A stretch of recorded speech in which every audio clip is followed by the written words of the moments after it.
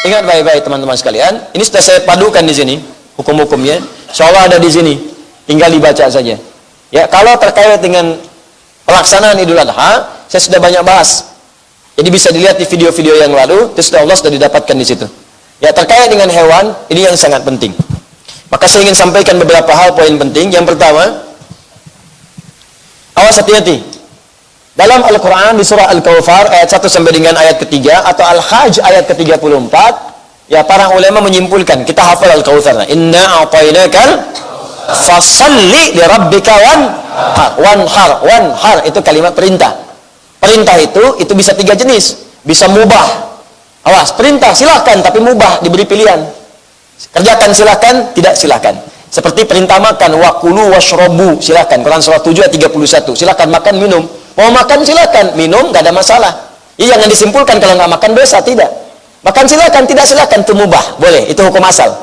Ada yang kedua sunnah, perintah untuk sunnah. Ya, kerjakan, sunnah hukumnya. Nikah misalnya, perintah, ankihul ayama, silahkan menikah, sunnah hukumnya. Jelas ya? Dari mubah naik ke sunnah. Ada yang sifatnya wajib, kerjakan seperti salat fardu. Ya aqimis salata liduluki syamsi ila ghasaqil laili wa qur'an al-fajr. Tunaikan salat 5 waktu, fardu hukumnya wajib. Maka korban ini ketika kalimatnya menggunakan kata perintah, ulama berbeda pendapat. Kalangan Hanafiyah mengatakan itu wajib hukumnya tuh. Wajib kurban kalau sudah dia memiliki kesanggupan untuk kurban. Jadi kalau dalam mazhab Hanafi, kalau ada orang sudah sanggup dia berkorban, sengaja tidak berkorban, maka itu hukumnya dosa. Ya. Apa sandarannya? Termasuk hadis Nabi Sallallahu Alaihi Wasallam, riwayat sahabat Abu Hurairah, Ibnu Majah nomor hadis 3123. Di buku saya halaman 34.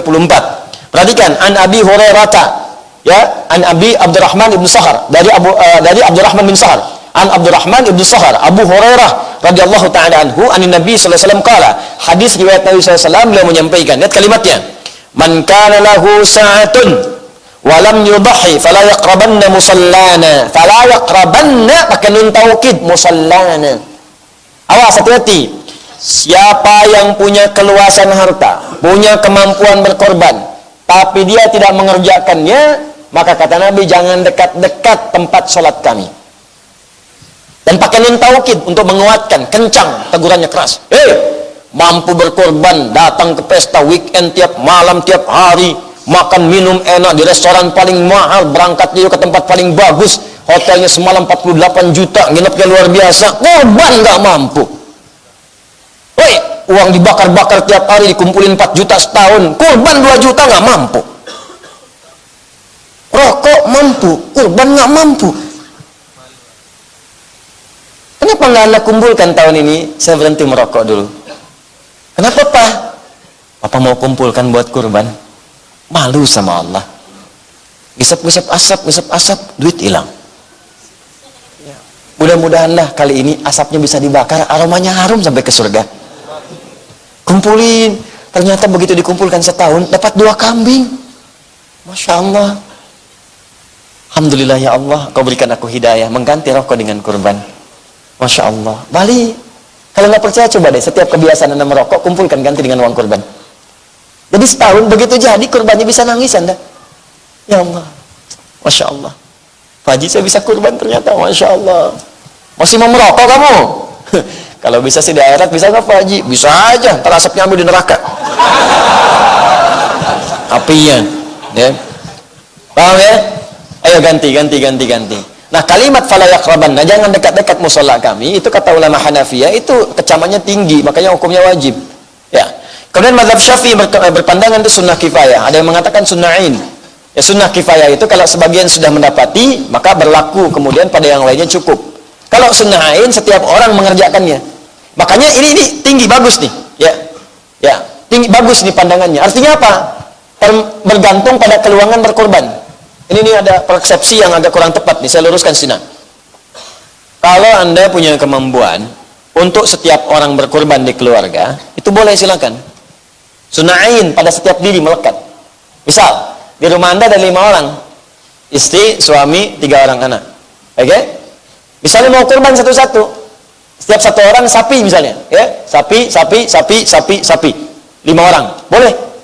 Silahkan. Atau kambing boleh, domba boleh. Satu, silahkan, boleh. Kalau mampu. Ustadz, saya mampunya cuma 1 kambing. Punya uang cuma 2,5 juta, Ustadz. Terus saya kumpul-kumpulin, dapat 2,5 juta. Saya nggak mampu kalau setiap satu semua. Akhirnya saya gilir aja. Tahun ini suami dulu. Tahun depan baru saya. Tahun depan lagi anak saya. Pertanyaan saya, Bu, apa mungkin tahun depan suami ibu hidup? Apa mungkin anak ibu masih hidup? Maka ganti dengan rumus kedua. Apa rumus keduanya? Korban 1 hewan di atas namakan keseluruhannya. Boleh.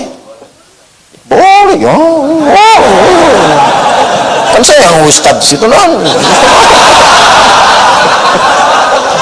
Udah jamaah, apalah hadis enggak, Quran enggak apa.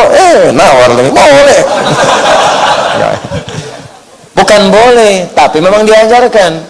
Makanya Nabi saat kemudian berkorban, kalimat Nabi 3. Allahumma hadza min Muhammad wa ali Muhammad wa ummat Muhammad SAW.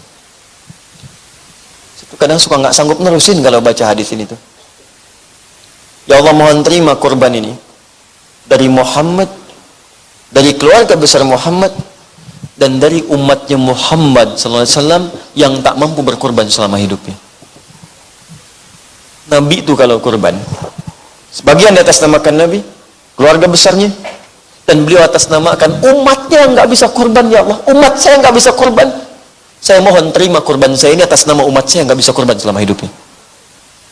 Azizun alaihi ma'anittum harisun alaikum bil mu'minina raufur rahim. Sangat peduli dengan kita. Kalau perlu beban kita ditanggung oleh beliau. Sangat cinta, lemah lembut pada orang-orang beriman. Kita tuh dipikirin gitu, belum korbannya udah kepikiran oleh Nabi. Nabi tuh ngebayangin nggak semua umat saya mungkin nggak bisa korban. Ya Allah, kalau mereka nggak mampu terima korban atas nama umat saya nggak bisa korban. Hadisnya sahih. Di buku saya ada saya cantumkan sampai riwayatnya. Maka kalimat min Muhammad ini menunjukkan sifat aini. Untuk pribadi boleh. Satu sendiri boleh. Ali Muhammad untuk keluarga. Ini kalau mau korban sama keluarga boleh. Ali Muhammad, keluarga besar Muhammad, saat beliau berkorban, ada yang sebagian sudah meninggal. Sayyidah Khadijah sudah wafat. Masuk keluarga Nabi Muhammad. Ketika kita mendoakan Allahumma shalli ala Muhammad wa ala ali Muhammad, masuk keluarganya. Semua keluarga Nabi itu didoakan oleh kita. Istri-istrinya, anak-anaknya, cucunya, kerabat, semua masuk di situ. Dan ketika beliau mengatakan Ali Muhammad, bukan cuma yang hidup, yang wafat sudah ada. Kata para ulama di sini mengatakan boleh berkorban. Ini sepakat ulama nih. Boleh berkorban untuk yang wafat, boleh. Cuma perbedaannya cuma 2 saja. Kata Al-Imam Asy-Syafi'i, boleh diniatkan pada yang telah wafat jika ada wasiat. Kata yang lain jumhur mengatakan tidak perlu ada wasiat. Karena kalau nggak wasiat pun pasti pengen dikorbankan. Al-Imam Syafi'i mengatakan silakan berkorban untuk yang telah wafat jika ada wasiat. Di semua ulama sepakat boleh korban itu di atas namakan bagi yang wafat, boleh. Misal ayah saya telah wafat, terus saya pengen berkorban untuk ayah saya, niatnya ya boleh. Saya carikan sapi atau kambing, niatkan untuk ayah saya, boleh. Cuma beda pendapat saja. Kata Imam Syafi'i, ada wasiat nggak? Kalau ada wasiat silahkan. Kalau tak ada, beliau mendiamkan. Jumhur mengatakan tak perlu ada wasiat pun boleh, karena lafaz hadisnya tidak menunjukkan ada wasiat. Jelas ya? Baik, yang terakhir umat Muhammad itu khusus kehususan bagi Nabi Shallallahu Alaihi Wasallam. Di itu baru satu hadis, turunan hukumnya udah banyak. Fikih itu begitu. Jadi jangan tanya lagi, Ustaz, apakah boleh saya misalnya berkorban untuk orang tua yang telah wafat? Boleh, silakan. Tapi jelaskan di situ tujuannya. Ya, kalau mau lebih cepat lagi, sebutkan keluarga besarnya. Keluarga besar misalnya Bapak Muhammad, maka istrinya masuk, anaknya masuk, cucunya masuk, ada di situ. Ya, jelas ya? Nah, jadi jangan muskil lagi di sini kalau ada yang memang kadarnya dapat titipan dari Allah, misalnya 1 kambing ingin untuk keluarga, niatkan untuk keluarga. Kalau ingin untuk 1 personal silahkan, tidak ada masalah. Untuk ayah saja misalnya silahkan, ibu saja tidak ada masalah. Ya, Allah Ta'ala.